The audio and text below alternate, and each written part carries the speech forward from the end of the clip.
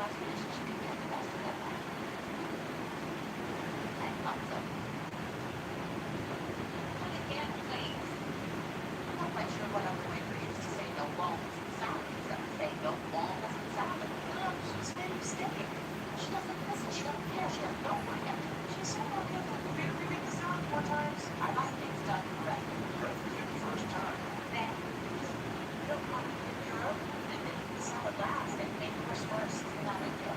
Then, really, Laura, not wait 10 minutes for another salad. The situation's that dire. Poor sounds good. No, not dire. Right now it's money for nothing and your chicks for free. Should have helped lunch. Fine. You're going. Apparently, we're going to be more kids nice. I'm getting so tired of being American day after day. I'm starved. Incredible town. But what? Something disgusting that'll take everything. Are you measured? Pleasures, our nation's not Officially not hungry now. Really out of the run up and set. That's how you feel, right? You're firing someone over with walnuts in the salad. I'm going to fire someone over with walnuts in the salad. She's told me not to put walnuts in the salad. Mom, you know, if you don't relax with your help, you might find yourself in a Frankfurt right situation. What on earth is Frankfurt right happening in my salad? You're a whole This is right. Apparently, had this major problem with her health. She was very rough and behavior. So this guy worked for her forever. He had finally had enough. Maybe it's over walnuts, wasn't it, honey? That caused nothing to the man. Mrs. Raymond, this whole house of people at dinner, they're all sitting around eating. Mr. Disruption certainly goes outside with flocks. And douses the whole house in gasoline and sets the place on fire. So the house is on fire and people are freaking out. That's what so if you try to get out the windows, but Mr. Angry Puss is standing outside with an axe hacking them to death, and so they all die. All I'm saying is, sometimes eating a walnut is preferable to getting hacked to death or set on fire. What if you say something like you did not know? Well, whatever that picture, you know, say something, have a big bag of walnuts, make sure you tell them for me.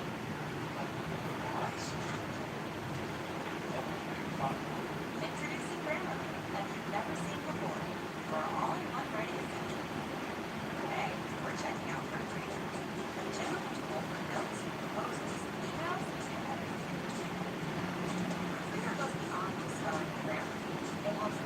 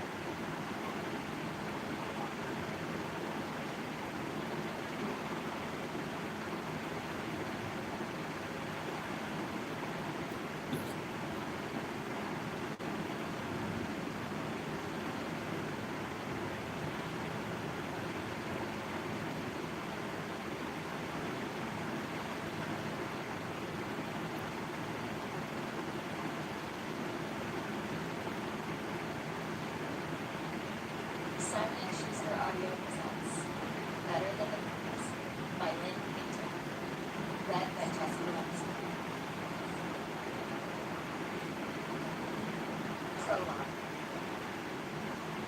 I'm just a girl standing in front of a boy, asking him to love me. Not anymore. My mother taught me golden rule before I became second. At the ripe age of 7, I'd snuck into her room after having a nightmare. A house-sized cricket might not sound scary, but when it speaks in a robot voice and knows your middle name, it is terrifying. Bridget Jones's Diary was playing on the boxy television on top of the dresser, and I'd watched a good portion of the movie before she even noticed me at the foot of her bed. At that point, it was too late to rescue me from the so not first grade friendly content, so she snuggled up beside me, and we watched the happy ending together. But my first grade brain just couldn't compute. Why would Bridget give up the cuter one, the charming one, for the person who was the equivalent of one ginormous yawn? How did that even make sense? Yep, I'd missed the movie's point completely and had fallen madly in love with the Playboy. And to this day, I can still hear my mom's voice and smell the vanilla of her perfume as she played with my hair and set me straight. Charm and intrigue can only get you so far, Olivia. Those things always disappear, which is why you never, ever choose the bad boy. After that, we shared hundreds of similar moments, exploring life together through romantic movies. It was our thing. We'd snack up, kick back on the pillows, and binge-watch from her collection of kiss-infused happy endings, like other people binge-watched trashy reality TV. Which in hindsight is probably why I've been waiting for the perfect romance since I was old enough to spell the word love. And when she died, my mother bequeathed to me her unwavering belief in happily ever after. My inheritance was the knowledge that love is always in the air, always a possibility, and always worth it. Mr. Right, the nice guy, dependable version, could be waiting around the very next corner. Which was why I was always at the ready. It was only a matter of time before it finally happened for me.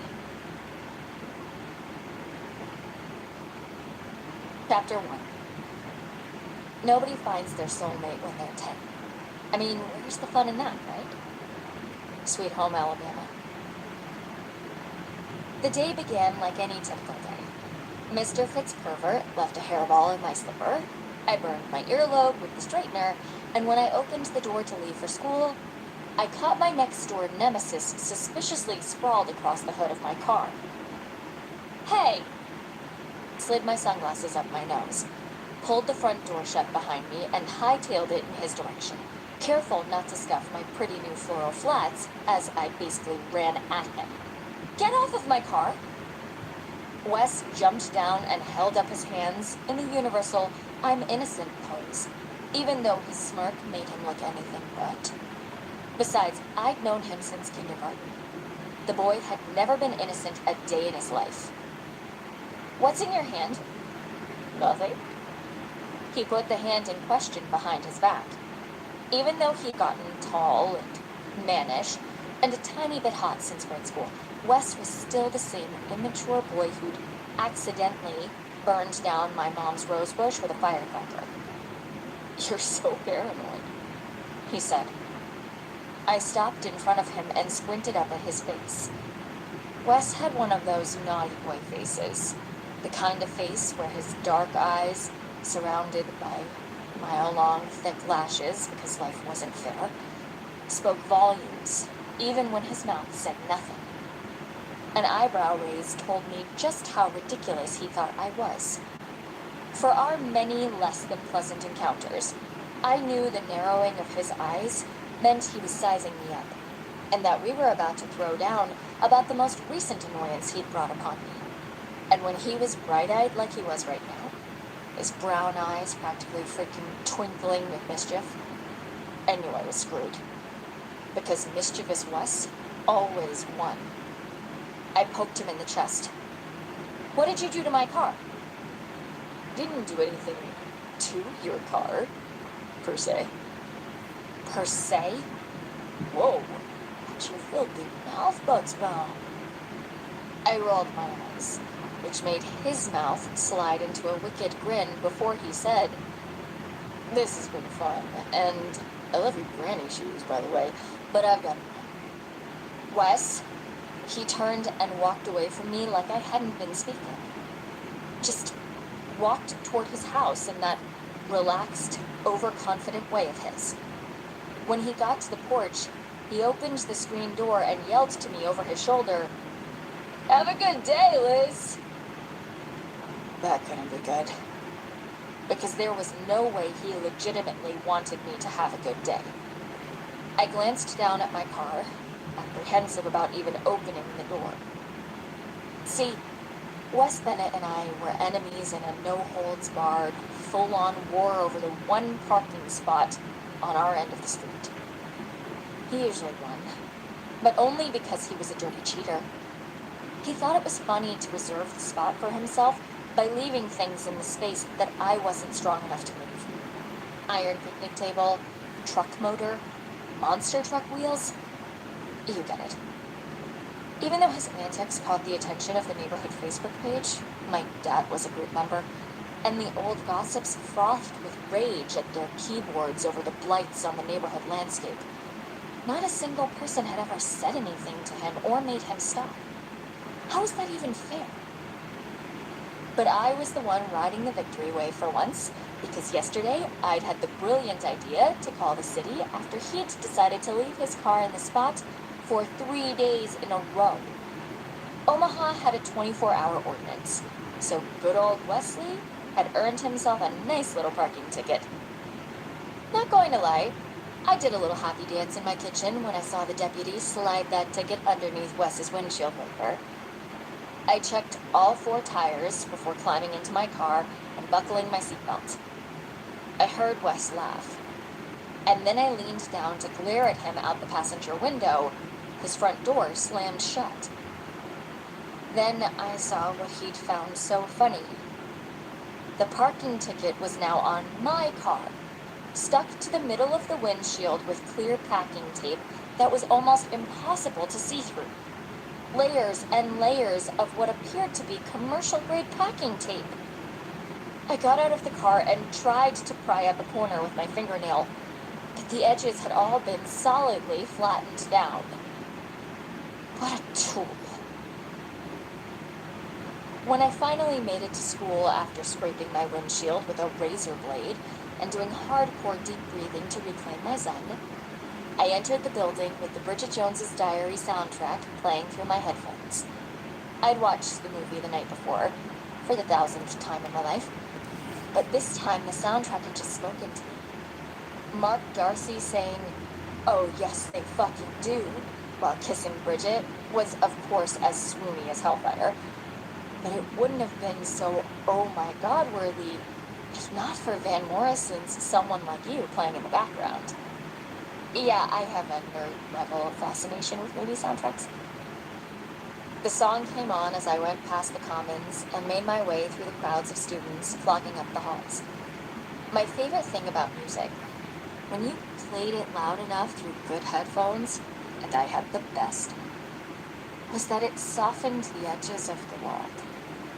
Van Morrison's voice made swimming upstream in the busy hallway seem like it was a scene from a movie, as opposed to the royal pain that it actually was.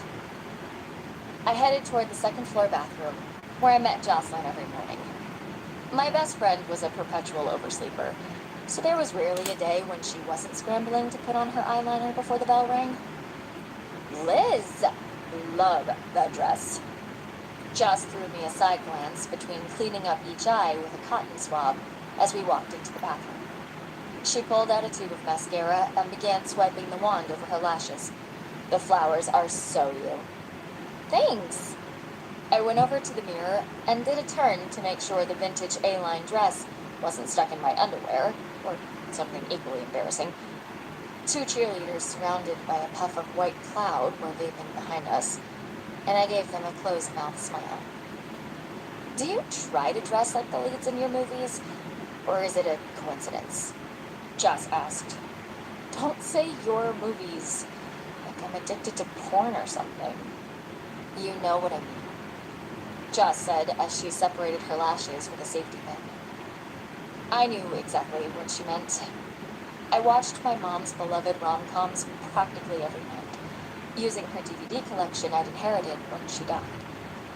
I felt closer to my mother when I watched them. It felt like a tiny piece of her was there, watching beside me. Probably because we'd watched them together so many times. But Jocelyn didn't know any of that. We'd grown up on the same street, but hadn't become actual good friends until sophomore year. So even though she knew my mom had died when I was in 5th grade, we'd never really talked about it. She'd always assumed I was obsessed with love because I was hopelessly romantic. I never corrected her. Hey, did you ask your dad about the senior picnic? Joss looked at me in the mirror, and I knew she was going to be irritated. Honestly, I was surprised that wasn't the first thing she asked me when I walked in. He wasn't home last night until after I went to bed. It was the truth. But I could have asked Helena if I'd really wanted to discuss it. I'll talk to him today. Sure you will. She twisted the mascara closed and shoved it into her makeup bag. I will, I promise. Come on. Jocelyn stuck her makeup bag into her backpack and grabbed her coffee. I can't be tardy till late again, or I'll get detention. And I told Kate I'd drop gum by her locker on the way. I adjusted the messenger bag on my shoulder and caught a glimpse of my face in the mirror. Wait, I forgot lipstick. We don't have time for lipstick. There's always time for lipstick. I unzipped the side pouch and pulled out my new fave, retrograde red. On the off chance, so very off chance, my McDreamy was in the building, I wanted good mouth. You go ahead. She left, and I rubbed the color over my lips. Much better. I tucked the lipstick back into my bag, replaced my headphones, and exited the restroom, hitting play and letting the rest of the Bridget Jones soundtrack wrap itself around my psyche. When I got to English Lit, I walked to the back of the room and took a seat at the desk between Joss and Lainey Morgan, sliding my headphones down to my neck. What did you put for number 8? Jocelyn was writing fast while she talked to me, finishing her homework. I forgot about the reading, so I have no idea why Gatsby's shirts made Daisy cry. I pulled out my worksheet and let Joss copy my answer, but my eyes shifted over to Lainey. If surveyed, everyone on the planet would unanimously agree that the girl was beautiful. It was an indisputable fact. She had one of those noses that was so adorable, its existence had surely created the need for the word hurt. Her eyes were huge like a Disney princess's, and her blonde hair was always shiny and soft, and looked like it belonged in a shampoo commercial. Too bad her soul was the exact opposite of her physical appearance. I disliked her so very much. On the first day of kindergarten, she'd yelled, "Ew!" when I'd gotten a bloody nose, pointing at my face until the entire class gawked at me in disgust. In 3rd grade, she'd told Dave Adelman that my notebook was full of love notes about him. She'd been right, but that wasn't the point. Lainey had blabbed to him, and instead of being sweet or charming like the movies had led me to believe he'd be, David had called me a weirdo. And in 5th grade, not long after my mom had died, and I'd been forced to sit by Lainey in the lunchroom due to assigned seating, every day as I picked at my barely edible hot lunch, she would unzip her pastel pink lunchbox and wow the entire table with the delights her mother had made just for her. Sandwiches cut into adorable shapes, homemade cookies, brownies with sprinkles. It had been a treasure trove of kitty culinary masterpieces, each one more lovingly prepared than the last. The notes are what had destroyed me. There wasn't a single day that her lunch didn't include a handwritten note from her mom. They were funny little letters that Lainey used to read out loud to her friends, with silly drawings in the margins. And if I allowed my snooping eyes to stray to the bottom, where it said, Love Mom, in curly cursive with doodled hearts around it, I would get so sad that I couldn't even eat. To this day, everyone thought Lainey was great and pretty and smart. But I knew the truth. She might pretend to be nice, but for as long as I could remember, she'd given me crusty, weird looks.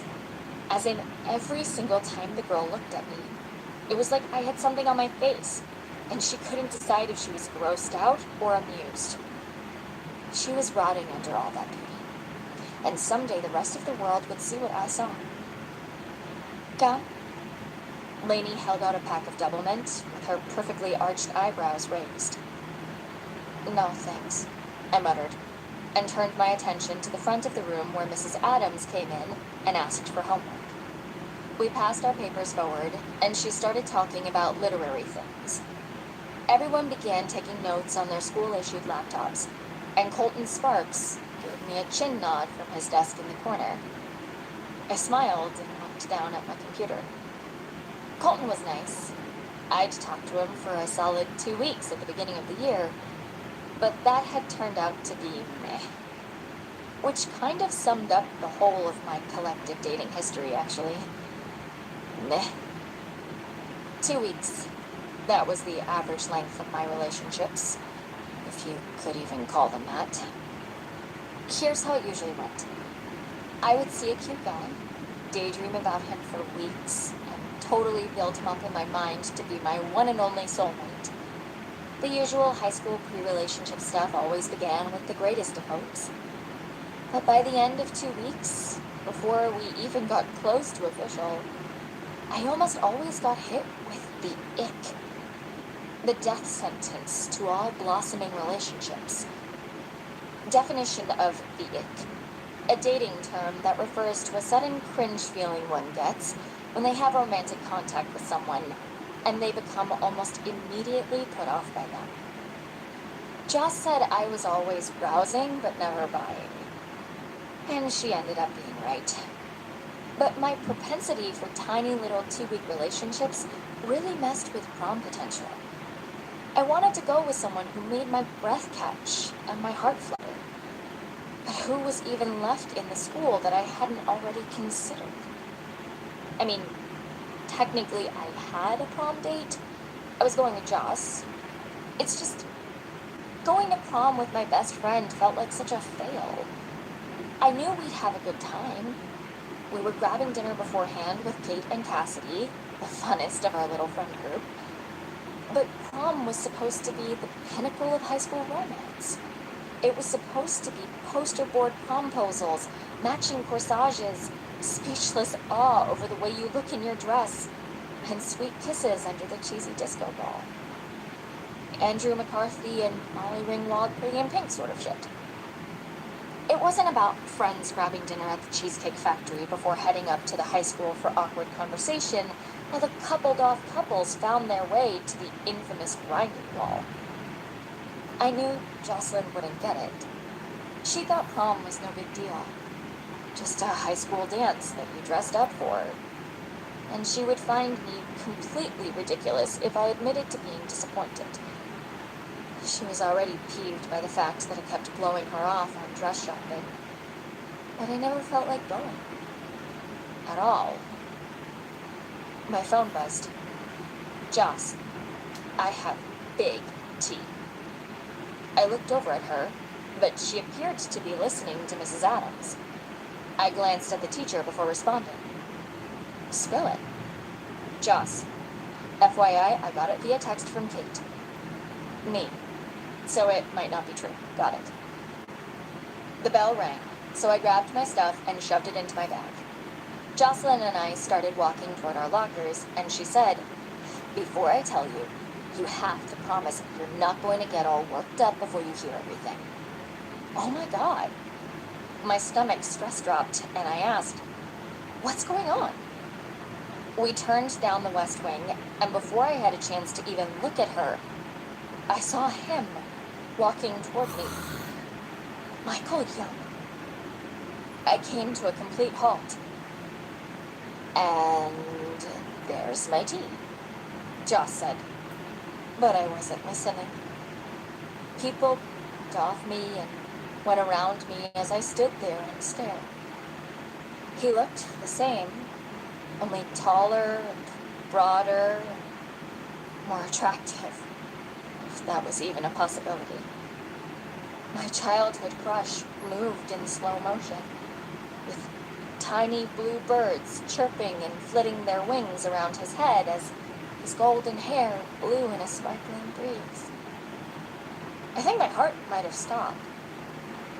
Michael had lived down the street when we were little, and he'd been everything to me. I'd loved him as far back as I could remember. He'd always been next level amazing, smart, sophisticated, and, I don't know, dreamier than any other boy.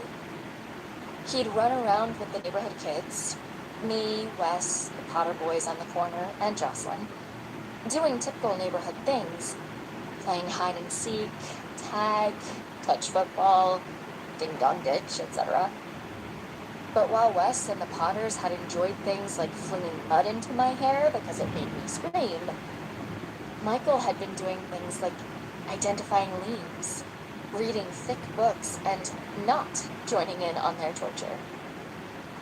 My brain queued up Someone Like You, and the song started over from the beginning.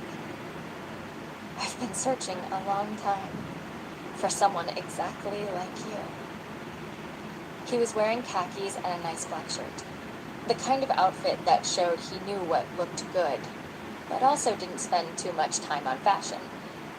His hair was thick and blonde, and styled the same as his clothes, intentionally casual. I wondered what it smelled like. His hair, not his clothes. He must have sensed a stalker in his midst, because the slow-mo stopped, the birds disappeared, and he looked right at me. Liz? I was so happy that I'd taken the time to apply retrograde red. Clearly, the cosmos had known Michael would be appearing before me that day, so it had done everything in its power to make me presentable. Girl, chill, Joss said between her teeth. But I was helpless to stop the whole face smile that broke free as I said, Michael Young? I heard Joss mutter, "Here we go." But I did not come. Michael came over and wrapped me in a hug, and I let my hands slide around his shoulders. Oh my God, oh my God. My stomach went wild as I felt his fingers on my back, and I realized we could very well be having our meet cute. Oh my God. I was dressed for it. He was beautiful. Could this moment be more perfect? I made eye contact with Joss, who was slowly shaking her head, but it didn't matter. Michael was back. He smelled good. So good. And I wanted to catalog every tiny detail of the moment. The soft, worn-in feel of his shirt under my palms, the breadth of his shoulders, the golden skin of his neck, scant centimeters away from my face as I hugged him back. Was it wrong to close my eyes and take a deep breath? Oof. Someone bumped into us hard, destroying the hug. I was shoved into and then away from Michael, and as I turned around, I saw who it was. Wes, I said, irritated that he ruined our moment, but so unbelievably happy still that I beamed at him anyway. I was incapable of not smiling. You should really watch where you're going. His eyebrows crinkled together. Yeah? He was watching me, probably wondering why I was smiling instead of going ballistic over the packing tape incident. He looked like someone waiting for the punchline, and his confusion kicked up my happiness to an even higher level. I giggled and said, "Yeah, you big doof. You could really hurt someone, buddy." He narrowed his eyes and talked slower. "Sorry." I was talking to Carson and doing the extremely difficult backward walking thing. But enough about me. How was your drive to school? I knew he wanted to hear all the details, like how long it had taken me to remove the tape, or the fact that I'd broken 2 freshly manicured nails. But I wasn't about to give that aggravator the satisfaction. Really, really great. Thanks for asking. Wesley. Michael did a bro handshake with Wes. When had they had time to choreograph that little touch of adorability? And said, "You were right on about the biology teacher. It's because you sat by me. She hates me." Wes grinned and started talking, but I ignored that tool and watched Michael speak and laugh and be as sweetly charming as I'd remembered. Only now he had a slightly southern drawl. Michael Young had a soft accent that made me want to personally handwrite a thank you note to the great state of Texas for making him even more appealing than he'd already been. I crossed my arms and pretty much melted into a puddle as I enjoyed the view. Jocelyn, who I might have forgotten existed in the presence of such lovely Michaelhood, nudged me with her elbow and whispered, "Settle down. You're drooling all over yourself." I rolled my eyes and ignored him. "Hey, listen." Wes hitched up his backpack and pointed at Michael. "Remember Ryan Clark?" "Of course." Michael smiled and looked like a congressional intern. "First baseman, right?"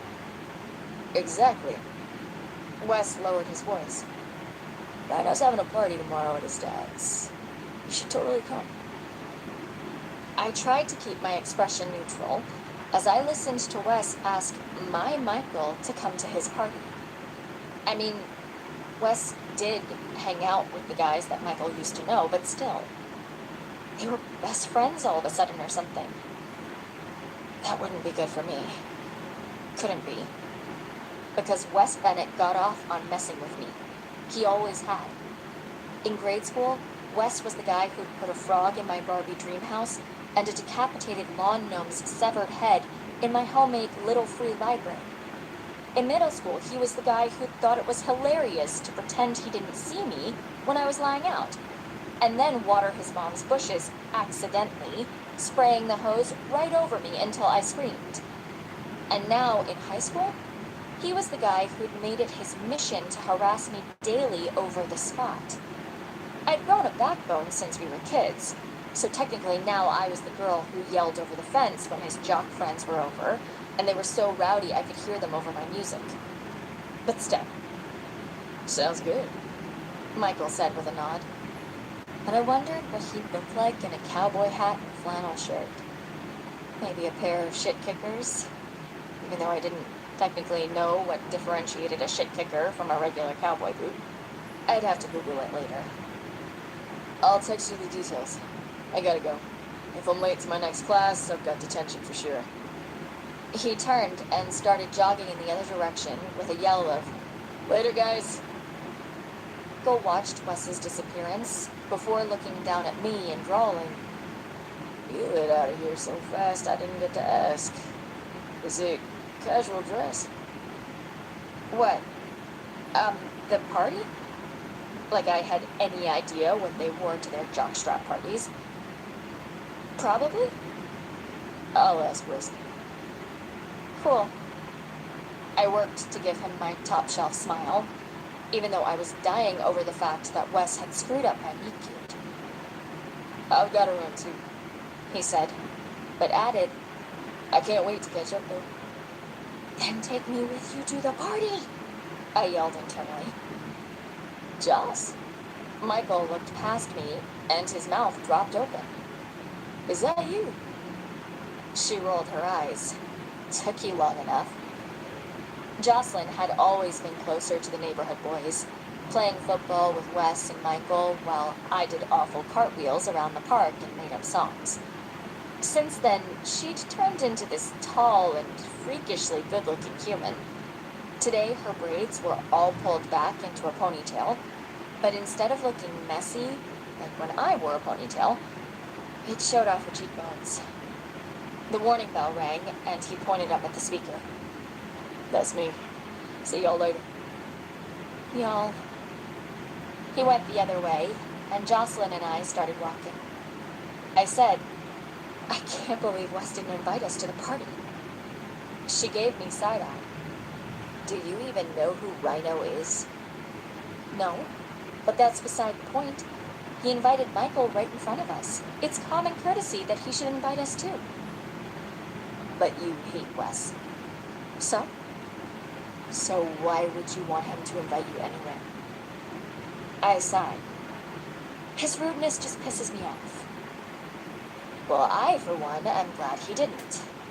Because I don't want to go to any party that those guys are having. I've been to Rhino's, and it's all about beer bongs, fireball, and that never have I ever kind of amateur stuff. Joss used to hang out with the popular kids before she quit volleyball, so she'd partied a little before we became friends.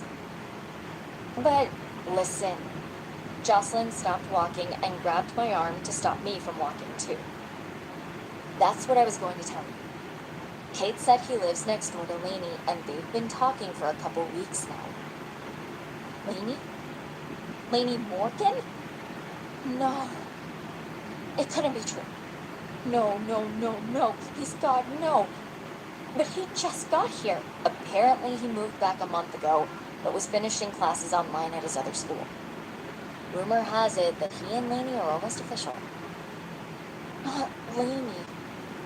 My stomach clenched as I pictured her perfect little nose.